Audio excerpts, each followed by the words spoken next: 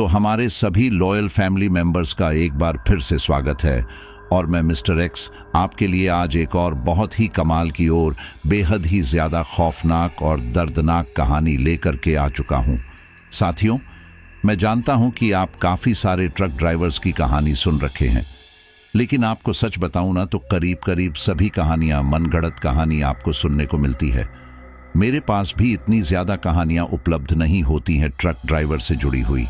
केवल कभी कभी ही मुझे ऐसी कहानियां जानने को मिलती है और आज ऐसे ही एक मौका पड़ा है। तो ये स्टोरी मुझे दो बंदों ने बताई है जिनकी खुद की ये आपबीती है। इनमें से एक अभय नाम का नौजवान लड़का है, वो तो उस बस में सफ़र कर रहा था, और जो दूसरा बंदा है वो है चेतन, जो उस बस में कंडक्टर का काम किया करता था और जो उस बस के ड्राइवर हैं वो आज इस दुनिया में मौजूद नहीं है, क्योंकि उस दिन उस बस में जो हादसा हुआ था उस हादसे में ही उसने अपनी जान गंवा दी। और तभी इन दोनों बंदों के दिमाग से ये हादसा निकल ही नहीं पा रहा है। जब भी ये किसी को बताते हैं तो काफ़ी लोग इनकी बातों पर यकीन ही नहीं करते, लेकिन यह खुद ही जानते हैं कि उनके साथ क्या हुआ था। तो स्टोरी को मिस करने की गलती बिल्कुल भी मत करना। और हाँ, एक बार सभी साथी अपना प्यारा सा कमेंट ज़रूर कर दें, और जो नए साथी इस स्टोरी को सुनने के लिए आए हैं वो चैनल को सब्सक्राइब करके इस फैमिली से दिल से जुड़ जाइए। तो चलिए इस स्टोरी को मैं अपने पर्सपेक्टिव से ही आपको सुनाता हूँ, क्योंकि मैंने इस पूरी घटना को स्टोरी टेलिंग के अनुसार सेट कर दिया है। जनवरी की ठंड में रात के लगभग 1 बजे के समय हरिद्वार के छोटे से मोहल्ले में एक आदमी घबराता हुआ अपने घर में घुसता है। चारों तरफ कोहरा ही कोहरा था, कुछ भी ठीक से दिखाई नहीं दे रहा था। सभी लोग अपने अपने घरों में कंबल ओढ़े सो रहे थे, लेकिन एक आदमी बुरी तरह घबराते हुए अपने घर में घुसता है और घर के सभी खिड़कियां, दरवाजे, पर्दे इस तरह बंद करता है कि कोई उसे खोल ना पाए। उसका मन अस्थिर लग रहा था। वह जल्दी से अपने कमरे में जाकर खुद को अंदर से बंद कर लेता है। तभी उसका दरवाज़ा उसकी पत्नी मेघा खटखटाती है। दरवाज़ा खोलो, अरे दरवाज़ा खोलो ना, क्या हो गया, दरवाज़ा क्यों बंद कर लिया? लेकिन वह आदमी डर के मारे बुरी तरह कांप रहा था और कंबल ओढ़े अपने बिस्तर पर बैठा था। घर ज़्यादा बड़ा नहीं था, केवल 2 कमरों और एक बरामदे का घर था। बाहर छोटा सा आंगन और टॉयलेट बाथरूम था। खाना भी बरामदे में ही बनाते थे। देखने में ही लग रहा था कि वो मजदूर आदमी है। वह आदमी जिस कमरे में बैठा हुआ था वह कमरा भी ज़्यादा बड़ा नहीं था, बहुत ही तंग कमरा था। लेकिन धीरे धीरे वह कमरा और भी ज़्यादा तंग होता गया। अचानक उस आदमी का सिर चकराने लगा। वह आदमी चिल्लाया, नहीं, मुझे मत मारो, मुझे छोड़ दो, मेरा सिर घूम रहा है। धीरे धीरे कमरे की सारी चीजें अपने आप इधर से उधर गिरने लगी। बाहर खड़ी उसकी पत्नी को सब आवाज आ रही थी, लेकिन वह दरवाजा खोलने में असमर्थ थी। अब उसका भी दिल घबरा रहा था। धीरे धीरे उसके पति की चीखें बढ़ती गई और फिर कुछ ही देर में एकदम शांत हो गई। चीखों का बंद होना किसी अनहोनी का इशारा कर रही थी। मेघा, जो खुद भी अब तक चीख चिल्ला रही थी, उसका चीखना भी बंद हो गया था। तब तक पड़ोस से 1-2 व्यक्ति आ चुके थे। जब वे लोग कमरे का दरवाज़ा खोलते हैं तो उनके होश उड़ जाते हैं। उस आदमी की पत्नी के पैरों के तले ज़मीन खिसक जाती है और वह खड़े खड़े ही गिर जाती है। एक पड़ोसी आंखें बड़ी करके कहता है, हे भगवान, सोहन को क्या हुआ? सोहन, जो कि एक बस कंडक्टर था, उसकी लाश के कई टुकड़े बिस्तर पर पड़े हुए थे। सिर अलग, हाथ अलग, पैर अलग, धड़ा अलग। उसका यह रूप देखकर वहां मौजूद पड़ोसी हैरान रह जाते हैं कि ये सब किसने किया। दरवाज़ा भी उनके सामने ही खुला है, तो आखिर कमरे में कौन था? बिस्तर पर जगह जगह खून पड़ा हुआ था। सारा सामान इधर उधर पड़ा था। ऐसा लग रहा था जैसे न जाने कितने लोगों ने यहाँ आकर सोहन को मारा है, उसे टॉर्चर किया है और फिर उसका ये हाल किया है। ये जो कुछ भी हुआ था मात्र 10 मिनट के अंदर अंदर हुआ था। 10 मिनट के अंदर किसी के भी हाथ पैर इतनी बुरी तरह काट देना आसान नहीं था। वहां मौजूद पड़ोसी तुरंत पुलिस को फोन करते हैं और कुछ ही देर में पुलिस भी वहां आ जाती है। जब पुलिस कमरे का हाल देखती है तो उन्हें भी आश्चर्य होता है कि भला इतनी बुरी तरह मौत देने वाला कौन है। वो भी घर में घुसकर। आसपास पूछने पर पता चलता है कि घर में तो कोई आया ही नहीं है, लेकिन पुलिस वाले इस बात पर यकीन नहीं करते हैं। सोहन की पत्नी का रो रो कर बुरा हाल था। वह कुछ ठीक से बता भी नहीं पा रही थी और पुलिस को उसकी पत्नी पर ही शक था, जबकि पड़ोसी भी उसकी पत्नी की तरफ से कह रहे थे कि हमारे सामने सोहन की पत्नी बाहर खड़ी थी, हमने ही दरवाजा तोड़ा है। लेकिन पुलिस वाले इस सब को एक साजिश समझते हैं। तभी एक महिला पुलिस कांस्टेबल सोहन की पत्नी मेघा के पास आती है और उससे कहती है, देखिए मेघा जी, हमें पता है आपके पति की काफी दर्दनाक मौत हुई है, लेकिन जब तक आप कुछ बताएंगी नहीं, हम हत्यारे का पता नहीं लगा पाएंगे।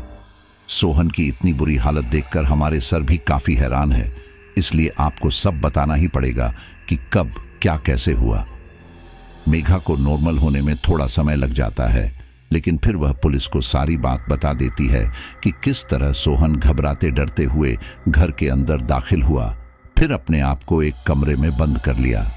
कमरे में एक छोटी खिड़की थी जिस पर लोहे का जंगला लगा हुआ था। वह जंगला भी सही सलामत था। ऐसा नहीं था कि कोई बाहर से आकर उसे मार कर गया। पुलिस और उसकी टीम अपना काम कर रही थी। उन्होंने वहां से मौजूद सभी फिंगरप्रिंट्स और अन्य सामग्री उठा ली थी। वहीं दूसरी ओर बस ड्राइवर रोशन को अपने साथी कंडक्टर का इंतजार करते हुए लगभग 9 बज जाते हैं। उसका साथी कंडक्टर सोहन ही था।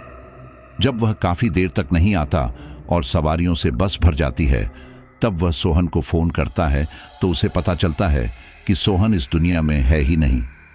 सोहन का फोन उस समय पुलिस वालों के पास ही था। जब पुलिस वालों को रोशन के बारे में पता चलता है तो वे लोग रोशन को भी पुलिस स्टेशन बुला लेते हैं। फिर उससे भी पूछताछ की जाती है, लेकिन पुलिस वालों को कुछ भी ऐसा नहीं मिलता जिससे कि वे लोग केस को आगे बढ़ा सके। इसलिए पुलिस वाले रोशन को वापस उसकी बस पर भेज देते हैं। रोशन तो वापस अपनी बस पर आ जाता है और फिर जल्दी दूसरे कंडक्टर चेतन को बुला लेता है। सुबह सुबह पुलिस स्टेशन जाने की वजह से रोशन का मूड काफी खराब हो चुका था। रोशन का दिमाग का इतना ज्यादा खराब हो रहा था कि वह ठीक से बस नहीं चला पा रहा था, जिस वजह से बस में बैठे यात्रियों को भी कठिनाइयों का सामना करना पड़ रहा था। रोशन कभी अचानक ब्रेक लगा देता तो कभी उलटी साइड में जाने लगता।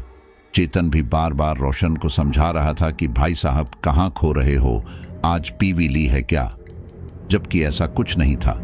सुबह उसकी काफी सारी सवारियां छूट गई थी सिर्फ पुलिस स्टेशन जाने की वजह से। वहीं दूसरी ओर उसे सोहन की मौत का भी दुख था। वो भी हैरानी में पड़ा था कि आखिर उसे इतनी बुरी तरह किसने मारा होगा, और बार बार उसे कल रात की बात भी याद आ रही थी। फिलहाल रोशन ने पूरा दिन परेशान होते हुए ड्राइविंग की और फिर रात में भी बस चलाने की सोची। बस में आज भी कम सवारियां बैठी थी। वैसे तो अधिकतर बस 8 बजे के बाद चलना बंद हो जाती है, लेकिन रोशन की बस एक प्राइवेट बस थी, जिस वजह से वह कभी कभी रात देर तक बस चला लिया करता था। कमाई कम हुई थी, इसीलिए उसने सोचा कि जब तक थोड़ी बहुत सवारियां मिलती हैं तब तक बस चला ही लूंगा। रोशन हरिद्वार और देहरादून रोड पर अपनी बस चलाता था। बस का रूट ज्यादा लंबा नहीं था, लेकिन हाँ, वो जंगली और पहाड़ी इलाकों से होकर गुजरता था। रात 8 बजे जब रोशन ने अपनी बस खड़ी नहीं की तो चेतन ने पूछा, क्या भैया अभी और सवारियां बैठाओगे क्या? रोशन कहता है, हाँ, आज काफी नुकसान हो गया है। इन पुलिस वालों का क्या है, ये तो ऐसे करते हैं जैसे बस यही काम कर रहे हैं, हमारा तो परिवार है ही नहीं। रोशन और चेतन अपनी बस थोड़ा आगे लेकर बढ़े ही थे कि तभी इन्हें 2 सवारियां मिली। वे दोनों पति पत्नी थे और मध्यम उम्र के थे। रोशन की बस देखकर उन दोनों सवारियों के चेहरे पर मुस्कान आ गई। शायद वे लोग काफी देर से किसी वाहन का इंतजार कर रहे थे। रोशन दोनों को अपनी बस में बैठा लेता है। थोड़ा आगे जाकर ही स्टेशन था। स्टेशन पर अभी भी काफी सारे लोग निकल बढ़ रहे थे। तभी उन्हें एक लड़का दिखाई देता है जो युवावस्था में था। वो भी तुरंत उस बस में बैठ जाता है। अब रोशन की बस में केवल रोशन, चेतन और 3 यात्री थे। उसके बाद उनकी बस मेन हाईवे से गांव की तरफ मुड़ जाती है। उस बस में बैठा नौजवान अभय अपनी जेब से एक सिगरेट निकालता है और एक कश लगाता है, लेकिन तभी पीछे बैठी मध्यम उम्र की महिला, जिसका नाम सुधा था, वह खांसने लगती है। बेचारा अभय तुरंत अपनी सिगरेट फेंक देता है। बड़ों के प्रति यह सम्मान देखकर सुधा और उसका पति रमेश को अच्छा लगता है। बस जिस रास्ते पर चल रही थी वहां पर गड्ढे ज्यादा थे, इसलिए रोशन थोड़ा संभल कर और धीरे धीरे बस चल रहा था। वहीं अभय थोड़ा बोर हो रहा था, इसलिए वह रोशन की सामने वाली सीट जाकर बैठ जाता है और उससे बातें करने लगता है। थोड़ा आगे जाकर ही सड़क किनारे एक संत जैसा आदमी दिखता है। वह काफी ज्यादा हट्टा कट्टा था। उसकी आंखें पूरी तरह से लाल थीं, देखने में ही गुस्से वाला लग रहा था। उसे देखते ही रोशन ने तुरंत अपनी बस रोक ली। बस एकदम झटके से रुकी थी, जिस वजह से बस में बैठी यात्रियों को भी झटका लगा। चेतन, जो कि खड़ा था, वह भी गिरने से बच गया और बोला, अरे भैया, क्या हुआ? रोशन ने हिचकिचाते हुए कहा, ये तो वही है। चेतन ने उस संत जैसे आदमी को देखा और कहा, कौन? ये बाबा। रोशन ने कहा, हाँ बाबा, लेकिन उसके पीछे ये औरत कौन खड़ी है? चेतन ने कहा, क्या पता ये लोग भी बस का इंतजार कर रहे हो। रुको, मैं पूछ कर आता हूं। रोशन ने कहा, नहीं नहीं, मत पूछना, मैं इन्हें अपनी बस में नहीं बैठाऊंगा। इतना कहकर रोशन ने एक बार फिर अपनी बस स्टार्ट कर दी और आगे चल दिया।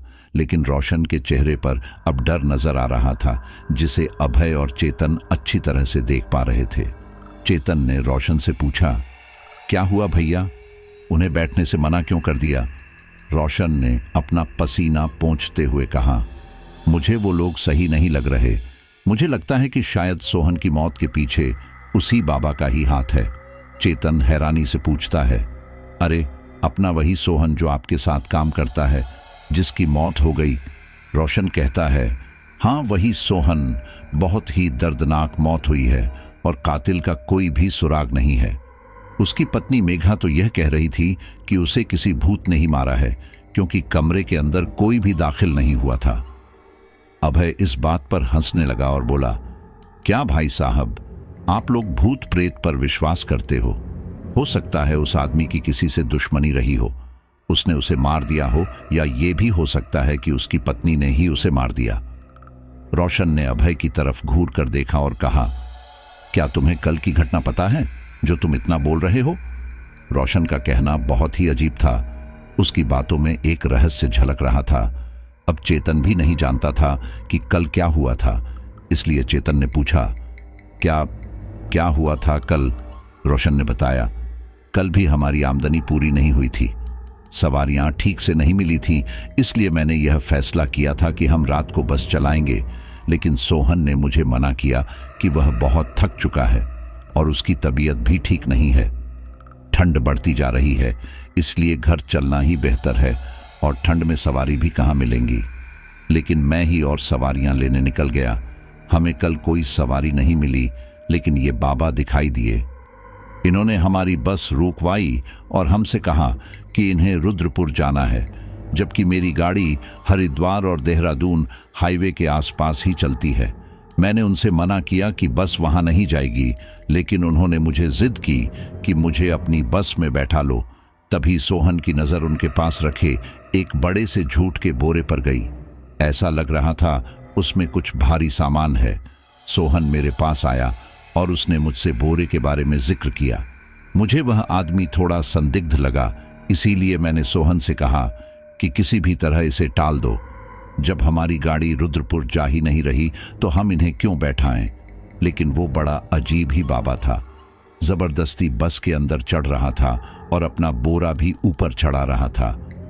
जब मेरी नज़र सोहन और उस बाबा पर गई तो मैं खुद उठकर गया और मैंने उन्हें समझाने की कोशिश की, लेकिन वो हमारी बात नहीं मान रहे थे।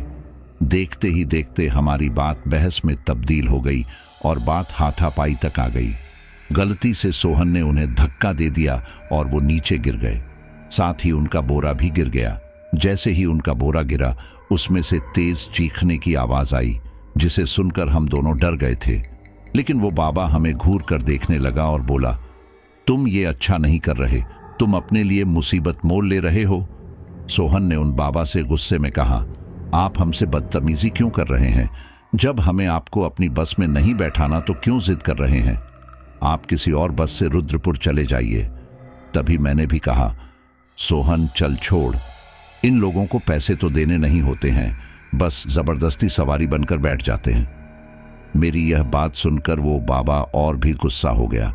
उसने मुझसे गुस्से में कहा, तुम लोग मेरे साथ ऐसा मत करो, तुम अभी मुझे जानते नहीं हो।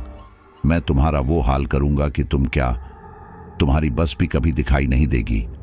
अब संत बाबाओं की तो आदत ही होती है हम लोगों को डरा धमकाने की, ताकि हम अपने भविष्य के प्रति सजग हो जाएं और इन्हें पैसे वगैरह दे दें। लेकिन कई लोग ढोंगी भी होते हैं, इसलिए हमने उस बाबा की बात पर गौर नहीं किया। हमें लगा कि जरूर ये कोई कांड करके आ रहा है, इसीलिए जबरदस्ती हमारी बस में बैठना चाह रहा है। वरना तुम ही बताओ, एक समझदार इंसान एक ऐसी बस में क्यों बैठेगा जो उसे उसकी मंजिल तक लेकर जा ही नहीं रही। ऐसा लग रहा था जैसे वह किसी जल्दी में है। उस बाबा को नीचे उतारने के बाद मैंने अपनी बस स्टार्ट की। उस बाबा ने एक बार फिर आकर सोहन से मिन्नत की कि उसे बस में चढ़ने दे, लेकिन सोहन ने एक बार फिर उसे धक्का देकर नीचे गिरा दिया। फिर वो बाबा बोला, मरोगे, तुम सब मरोगे, एक एक करके सब मारे जाओगे। तुमने मुझे ना बिठाकर बहुत बड़ी गलती की है। तुम्हारी वजह से मेरी साधना अधूरी रह जाएगी। तुम लोगों का जीवन भी अब अधूरा रह जाएगा। इतना कहकर वो अजीब तरीके से मुस्कुराया और उसने झोले से नारंगी रंग का सिंदूर निकालकर हमारी बस पर फेंक दिया। ये सब सुनने के बाद मैंने अपनी बस तेज स्पीड से आगे बढ़ाई और फिर पलटकर उसकी तरफ देखा ही नहीं। लेकिन जब हम कुछ आगे पहुंचे तब हमें बीच रास्ते में वही बोरा पड़ा हुआ दिखाई दिया जो कि उस बाबा के पास था। उस बोरे पर एक प्लस का चिन्ह बना हुआ था। बोरे की पहचान हमें अच्छे से हो गई कि ये वही बोरा है। उस बोरे को देखकर हमने अपनी बस रोकी। सोहन ने कहा, अरे भाई साहब, यह तो वही बोरा है ना जो उस बाबा के पास था। मैंने भी उसे ध्यान से देखा तो वो वही बोरा था जो उस बाबा के पास था। एक पल के लिए मुझे डर तो लगा, लेकिन फिर भी मैंने हिम्मत करके सोहन से कहा, हाँ जाओ, जाकर देखो क्या मामला है। सोहन के साथ साथ मैं भी बस से नीचे उतरने लगा, लेकिन जब हम नीचे उतरे तो वहां वह बोरा सड़क पर था ही नहीं। हम ये देखकर घबरा गए। हमें लगा कहीं किसी ने हमारे लिए जाल तो नहीं बिछाया, कहीं वो बाबा यहां तो नहीं आ गया और हमसे बदला लेने की सोचने लगा हो। सोहन ने मुझसे कहा, चलो रोशन भाई, यहां रुकना सही नहीं लग रहा, हम घर के लिए निकलते हैं। हम दोनों वापस बस में आकर बैठ गए। मैं ड्राइविंग कर रहा था और मेरे बराबर में ही सोहन खड़ा था। सोहन लगातार मुझसे बातें कर रहा था कि तभी उसने पीछे पलटकर देखा तो उसे एक औरत दिखाई दी जो बस में सबसे पीछे की सीट पर बैठी हुई थी। उस समय सोहन बीड़ी पी रहा था। जैसे ही उसने एक औरत को देखा, उसके हाथ से तुरंत वो बीड़ी गिर गई और वह चिल्लाकर बोला, अरे ये कौन है और हमारी बस में कब आई? उसके ऐसे कहते ही तुरंत मैंने भी पीछे पलटकर देखा, लेकिन मुझे कोई नजर नहीं आया। पीछे पलटने की वजह से मेरी बस थोड़ी लड़खड़ा गई और हमारा एक्सीडेंट होने से भी बचा, लेकिन मैंने संभाल लिया। मैंने सोहन से पूछा, तुम किसके बारे में बात कर रहे हो? तो सोहन जल्दी से भागकर पीछे की तरफ गया और बोला, अरे रोशन यार, यहीं पर एक लड़की बैठी हुई थी। उसके कपड़े खून से भीगे हुए थे और उसने घूंघट कर रखा था, लेकिन मुझे तो वहां कोई भी लड़की नजर नहीं आई। मैंने सोहन से कहा, सोहन, तुम्हारी नजरों का धोखा होगा। हो सकता है किसी की परछाई बन रही हो और तुम्हें लड़की नजर आ रही हो। सोहन ने कहा, अरे नहीं, ऐसे कैसे हो सकता है? लाल रंग की भी कोई परछाई बनती है क्या? मैंने खुद देखा था, उसने घूंघट कर रखा था और उसके कपड़ों पर जगह जगह खून की छींटें थीं। अब सोहन शराब तो पीता नहीं था, जो उसकी बात पर यकीन नहीं किया जाता, लेकिन फिर भी मुझे लगा हो सकता है कि कोई धोखा हुआ हो। मैंने सोहन से कहा, चल कोई बात नहीं, अब हम बस खड़ी करते हैं और घर के लिए निकलते हैं। इसके बाद मैं और सोहन बस अड्डे पर गए और वहां अपनी बस खड़ी कर दी। बस से सबसे पहले मैं ही उतरा था। सोहन सीटों को ठीक करने लगा था, लेकिन तभी मुझे उसकी चीखने की आवाज आई और मैं जल्दी से अंदर गया। देखा तो सोहन एक सीट के नीचे फंसा हुआ बैठा था। मैंने उसे उठाया और पूछा, क्या हुआ? तो वह बोला, मेरा पैर किसी ने पकड़ा था, कोई मुझे पकड़कर खींच रहा था। वो तो आप आ गए, वरना शायद कोई मुझे मार देता। मुझे सोहन की बातें अजीब लग रही थी। आज से पहले उसने कभी इस तरह की बातें नहीं की थी। मैंने सोहन से कहा, यह सब कुछ नींद की वजह से है, या तो तू मुझे डराने की कोशिश कर रहा है। अब घर जाकर आराम कर। मैंने उस समय तो सोहन की बातों को अनदेखा कर दिया था, लेकिन अब याद आता है कि सच में सोहन के चेहरे पर एक असली खौफ था। और आज सुबह सोहन के बारे में सुनकर तो मुझे बहुत ही हैरानी हो रही है। अब तो मुझे भी लग रहा है कि कहीं ना कहीं कुछ भूत प्रेत का ही चक्कर है। मुझे लग रहा है कि उस बाबा का श्राप लग चुका है।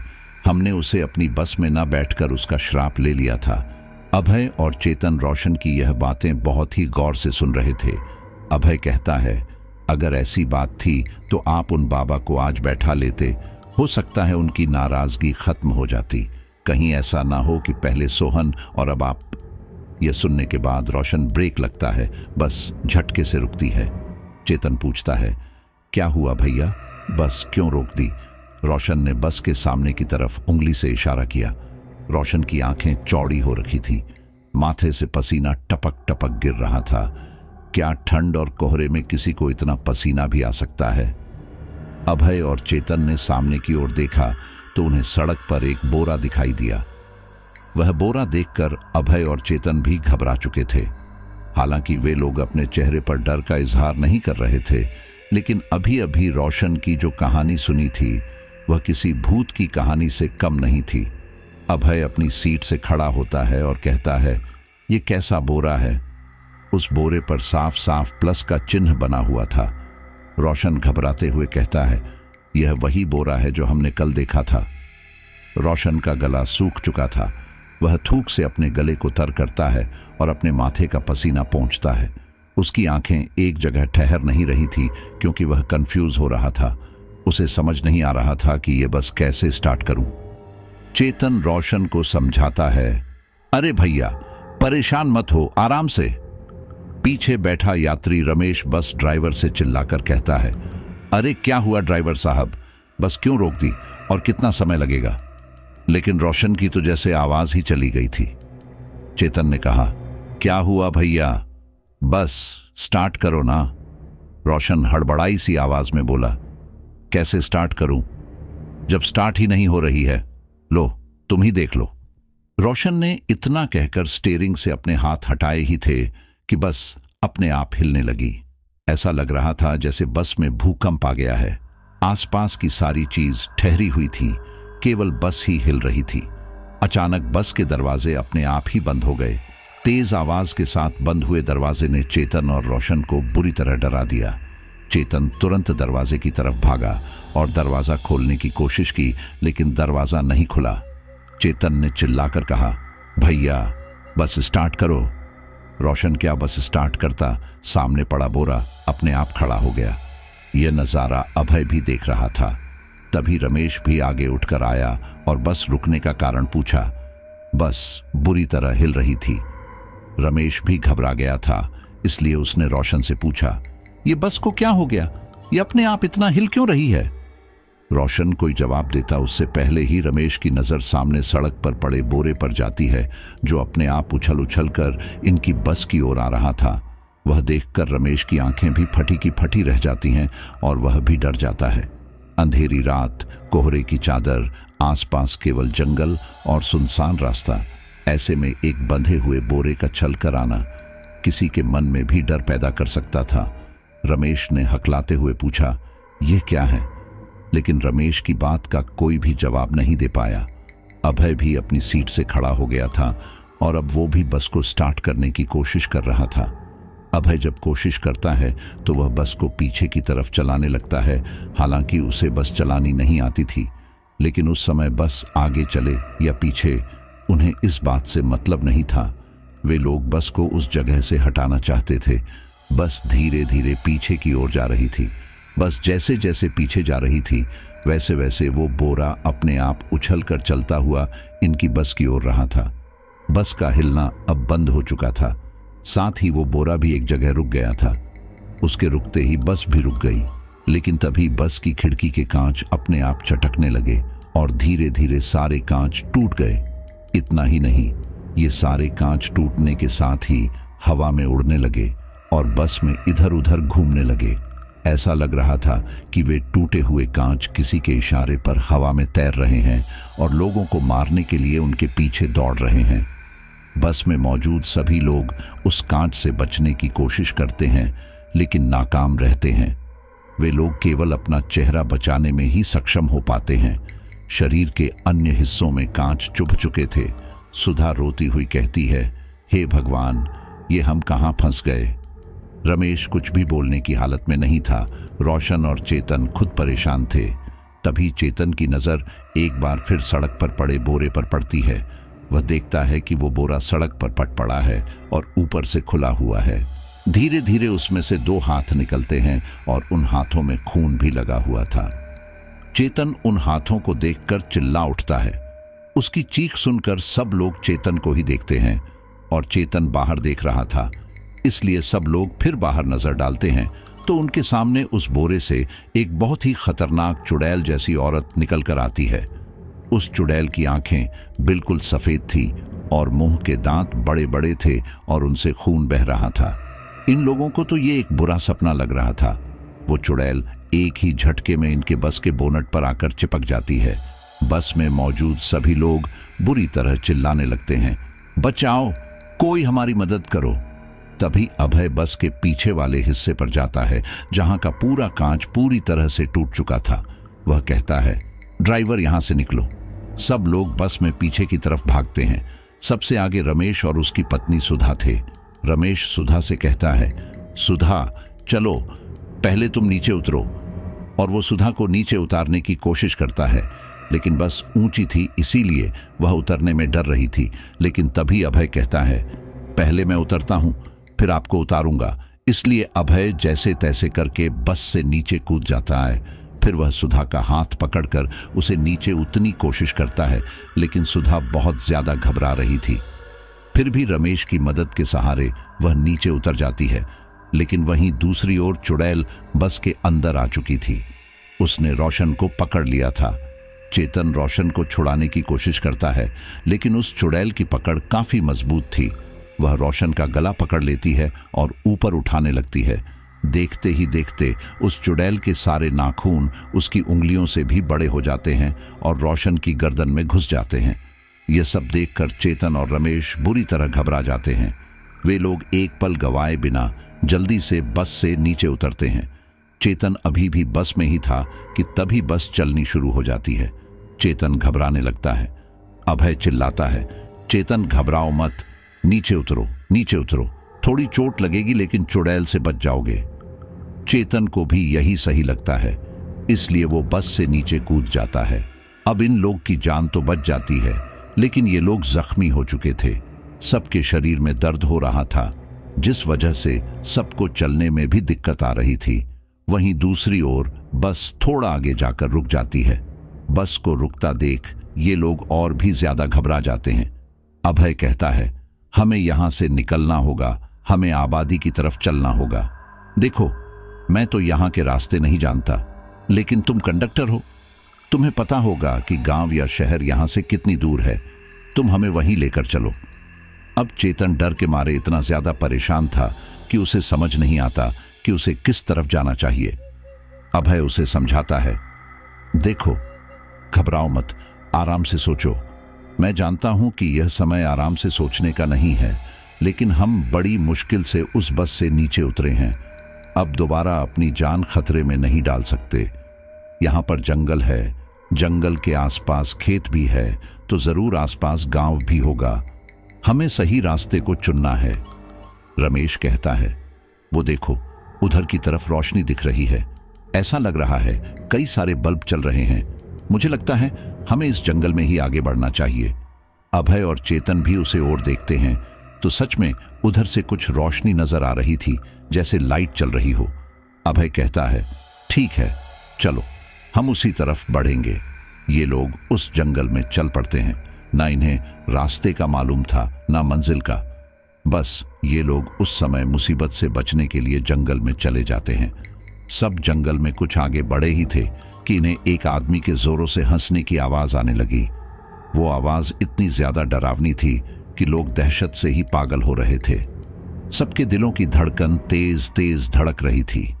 हर कदम पर ऐसा लग रहा था कि अब कोई आएगा और इन्हें मार देगा। सुधा सबसे ज्यादा डरी हुई थी।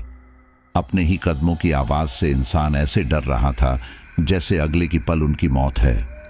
जंगल में चारों तरफ अंधेरा था।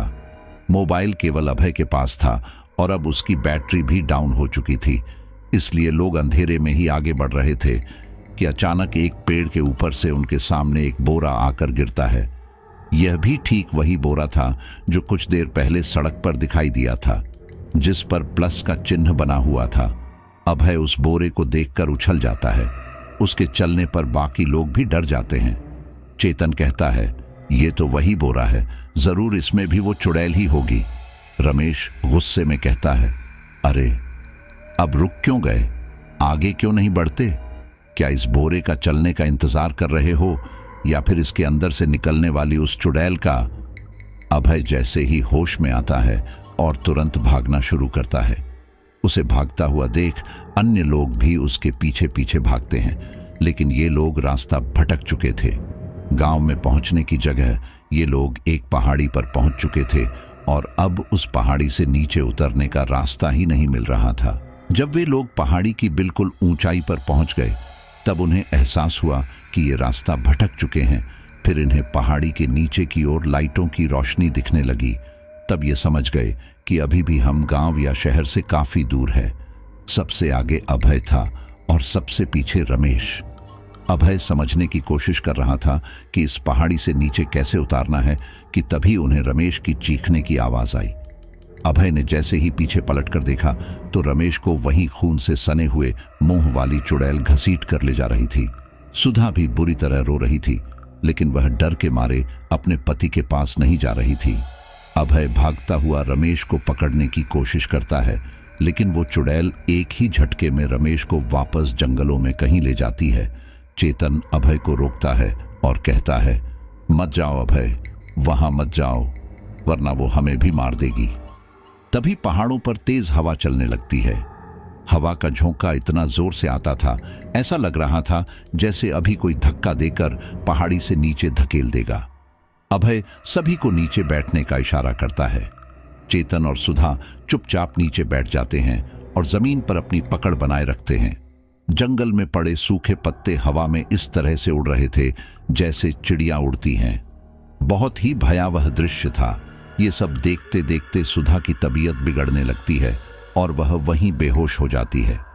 अभय सुधा को उठाने की कोशिश करता है, लेकिन वह होश में नहीं आती है। उसके पास उसका बैग भी नहीं था कि वह थोड़ा पानी पिला देता। फिर आसपास अंधेरे में पानी कैसे ढूंढता?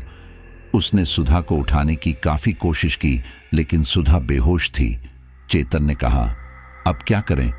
हम इन्हें नीचे कैसे लेकर जाएंगे? अभय बोला, लेकर तो जाना पड़ेगा ना, इन्हें इस तरह यहां अकेला नहीं छोड़ सकते। अभय ने चेतन से कहा, चलो इन्हें उठाने में मेरी मदद करो। इतना कहकर अभय और चेतन खड़े हुए ही थे कि तभी सुधा, जो कि जमीन पर बेहोश गिरी हुई थी, वह अपने आप हवा में उड़ती हुई जंगलों में चली जाती है। अभय और चेतन एक बार फिर उनके पीछे जाते हैं, लेकिन सुधा उनकी नजरों से ओझल हो चुकी थी। चेतन कहता है, अभय अब चलो, जो भी रास्ता मिले वहीं से चलो, यहां खड़े रहकर कोई फायदा नहीं है। अभय को भी यही सही लगता है, इसलिए वे लोग चुपचाप पहाड़ी से नीचे उतरने लगते हैं। जब ये लोग पहाड़ से नीचे उतर रहे थे तब बराबर की एक छोटी पहाड़ी पर इन्हें एक आदमी खड़ा दिखाई देता है। उसके हाथ में एक झंडा था, लेकिन अंधेरे में कुछ भी दिखाई नहीं दे रहा था। हवा जोर से चल रही थी जिससे कि वह झंडा लहरा रहा था, लेकिन वह आदमी किसी पत्थर की भांति चट्टान पर खड़ा हुआ इन्हें ही देख रहा था। चेतन की नजर जब उस आदमी पर पड़ी तो उसने अभय से कहा, अभय वो देखो, वो कौन है? जब अभय ने उधर की तरफ देखा तभी आसमान में एक बिजली कड़की जो उस आदमी के ऊपर गिरी और रोशनी हुई देखा तो यह वही बाबा था जिसे कुछ देर पहले चेतन ने अपने बस के पास देखा था, जिसे रोशन ने बैठाने से मना कर दिया था। अभय ने कहा, चेतन उधर की तरफ मत देखो, हम इन्हें जितना देखेंगे ये हम पर उतना ही हावी होंगे। तुम बस चलने पर फोकस करो। लेकिन चेतन के पैर बुरी तरह लड़खड़ा रहे थे। अब ऐसे में अच्छे खासे इंसान की हालत खराब हो जाती है। इंसान को समझ नहीं आता कि उसे क्या करना चाहिए क्या नहीं। ऊपर से वो था एक पहाड़ी इलाका, उसमें चढ़ना या उतरना इतना आसान नहीं था। हाथ पैर बुरी तरह का कंपकपा रहे थे, लेकिन फिर भी वे लोग अपनी जान बचाने की कोशिश कर रहे थे। थोड़ा नीचे उतरने पर इन्हें एक समतल जगह दिखाई दी। वहां पर थोड़ी रोशनी भी दिखाई दे रही थी। दरअसल वहां अनेक छोटी छोटी गुफाएं बनी हुई थी। रोशनी भी उसी गुफा से आ रही थी। अभय ने चेतन से कहा, चेतन देखो, वहां ऐसा लग रहा है जैसे आग जल रही है। मुझे ऐसा लगता है वहां पर कोई ना कोई जरूर होगा, कोई इंसान। चेतन भी उसे तरफ देखता है तो तुरंत कहता है, वहां शायद संत रहते होंगे। वे लोग भजन कीर्तन करते हैं और यहीं पर रहते हैं। मैंने उनके बारे में काफी सुना है कि वह पहाड़ पर्वतों में ही छोटी गुफा में या फिर मढ़ैया बनाकर रहते हैं। अभय उस तरफ बढ़ते हुए कहता है, चलो तो फिर हमें देर नहीं करनी चाहिए। तभी एक आवाज आती है, रुक जाओ, तुम लोग ऐसे नहीं जा सकते, मैं किसी को जाने नहीं दूंगा। वो आवाज इतनी भयानक थी कि अभय और चेतन दोनों ही सहम गए, लेकिन दोनों ने रुकना नहीं छोड़ा। वे लोग अब और भी स्पीड के साथ उस आग की तरफ बढ़ते चले गए। जैसे जैसे वो लोग बढ़ रहे थे, हवा की स्पीड भी उतनी ही तेजी से बढ़ रही थी, जो उन्हें धकेलने की पूरी कोशिश कर रही थी। लेकिन शायद उन दोनों की किस्मत अच्छी थी कि वे लोग उस गुफा तक पहुंच गए जहां पर आग जल रही थी। वहां पहुंचकर देखा तो वो सच में किसी संत की ही गुफा थी। वहां सफेद चुने से पुताई हो रखी थी और एक पत्थर पर सीताराम लिखा हुआ था। गुफा के नीचे एक शिव का पत्थर भी स्थापित था। हालांकि वह देखने में कोई मंदिर नहीं लग रहा था, शायद वहां रहने वाले संतों ने स्थापित किया था। बराबर में ही एक छोटी पूजा स्थली भी थी। इस तरह पहाड़ों में एक पूजा स्थली पाकर अभय और चेतन में जैसे जान आ गई। उन्होंने पीछे पलटकर देखा तो अब वह हट्टा कट्टा तांत्रिक जैसा दिखने वाला बाबा पहाड़ की सबसे ऊंची चोटी से गुस्से से उन्हें देख रहा था और घूर रहा था। तभी अभय और चेतन को एक आवाज आई, कौन हो तुम लोग? चेतन और अभय घबराकर पीछे पलटते हैं तो देखते हैं कि उनके सामने एक साधु खड़े हैं। उनके चेहरे पर एक अलग ही तेज था, एक संतुष्टि थी। अभय ने उनसे कहा, बाबा हमें बचा लो, हम मुसीबत में हैं। उस साधु ने पहले तो चेतन और अभय के चेहरे को अच्छे से देखा और फिर सीधे उसी पहाड़ी की चोटी को देखा। अब उन्हें समझते हुए देर नहीं लगी कि अभय और चेतन के साथ क्या क्या हुआ है। उन्होंने उस समय अभय और चेतन से कुछ भी नहीं पूछा, बल्कि कहा, आओ, तुम लोग यहां खड़े मत रहो, तुम्हारी जान को खतरा हो सकता है, हमारे साथ अंदर चलो। इसके बाद अभय और चेतन उस साधु के साथ उस गुफा के पीछे वाले रास्ते में चल दिए। वहां पर मिट्टी की एक मड़ैया बनी हुई थी। ठंड के मौसम में भी वे लोग पसीने से भीग रहे थे। साधु ने उनसे कहा, पानी पियोगे? सच में दोनों को पानी की बहुत जरूरत थी। वे लोग नरक से बचकर ही तो आए थे। दोनों ने हां में सिर हिला दिया। साधु ने उन दोनों को पानी पिलाया। पानी भी एक दिव्य पानी था। उस पानी को पीते ही उन लोगों की आत्मा तृप्त हो गई। ऐसा लगा उन्होंने पानी नहीं, अमृत पी लिया हो। उस पानी का स्वाद ही अलग था, एक मिठास थी जिसे पीकर दोनों के शरीर में एक एनर्जी आ गई। तब साधु ने पूछा, क्या हुआ? तुम लोग इतना घबराए हुई क्यों हो और इतनी रात को इस जंगली पहाड़ में क्या कर रहे हो? साधु के पूछने पर अभय और चेतन ने अपनी सारी व्यथा सुना दी, जिसे सुनकर वह साधु बोले, हां, मुझे आभास हो गया था, तुम लोग शायद उस दुष्ट तांत्रिक से बचकर ही आ रहे हो। उसने न जाने कितने लोगों को अब तक मौत के घाट उतार दिया है। अभय ने पूछा, कौन तांत्रिक? कौन है वो जो बिना बात हमें मार रहा है?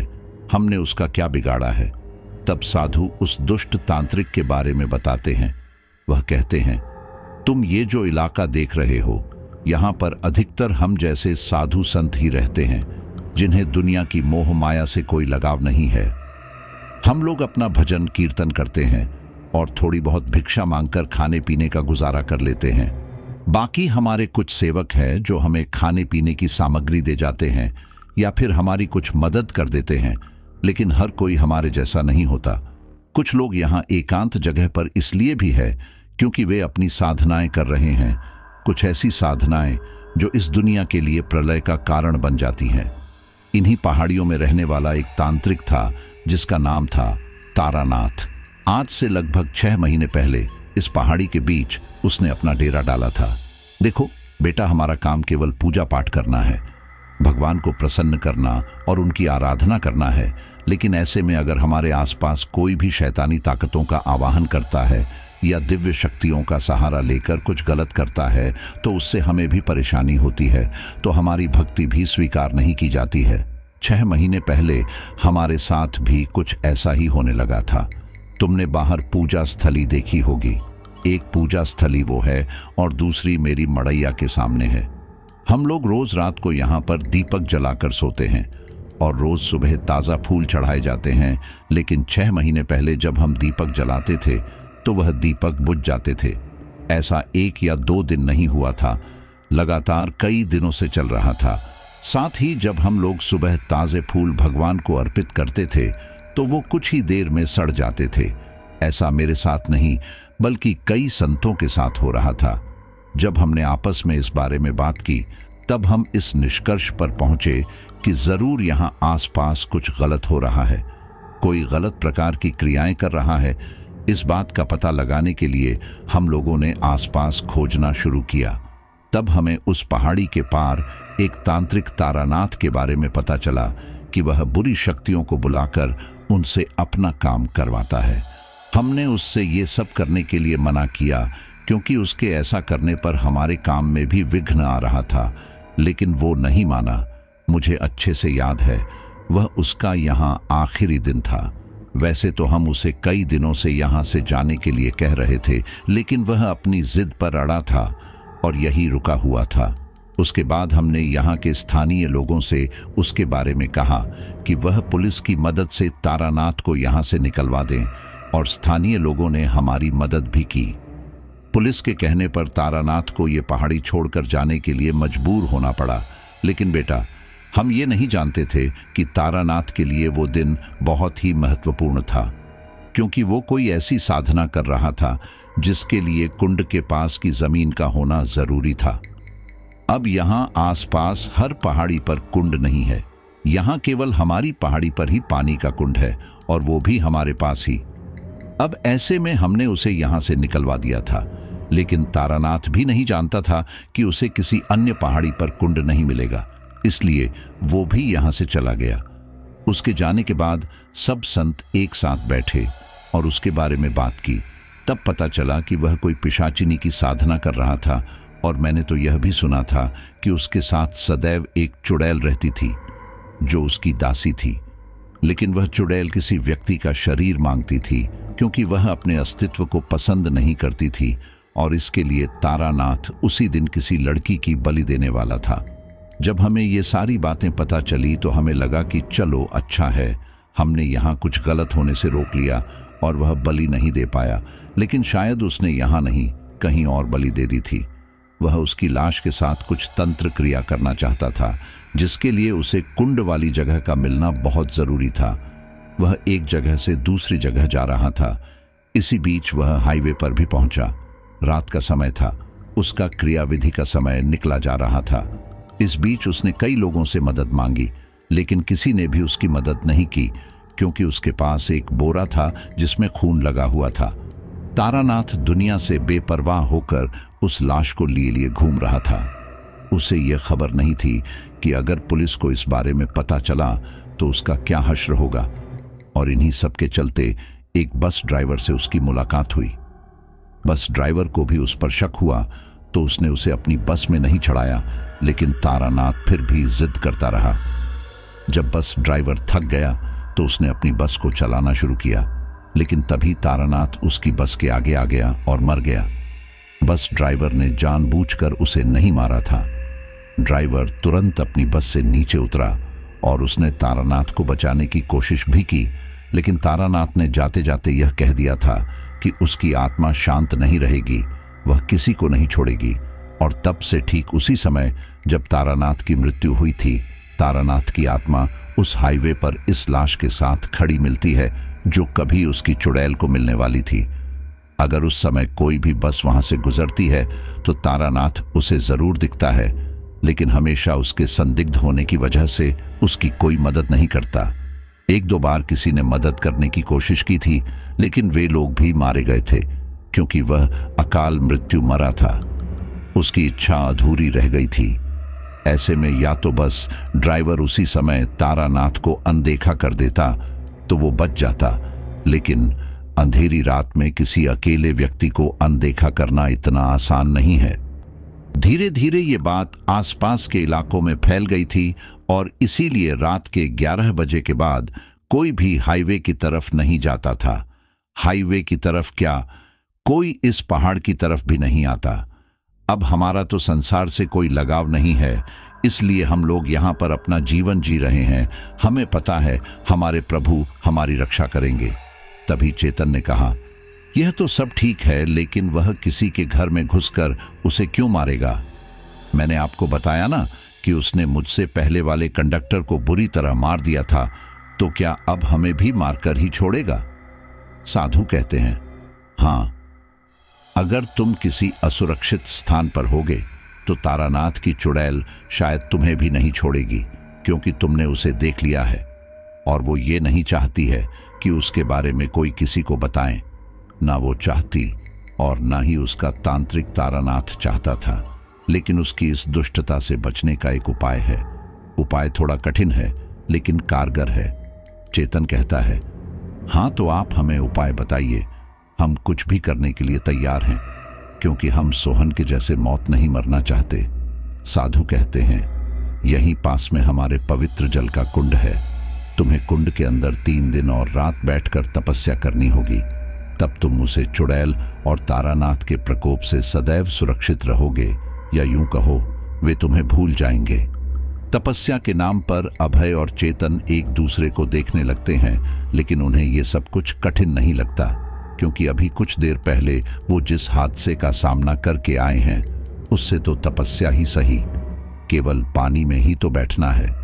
हालांकि वह भी कोई आसान काम नहीं था।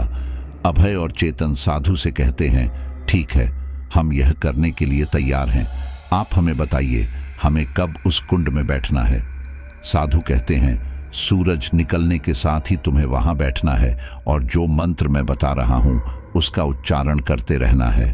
देखो, यह मुश्किल काम है, सोच समझकर ही करना।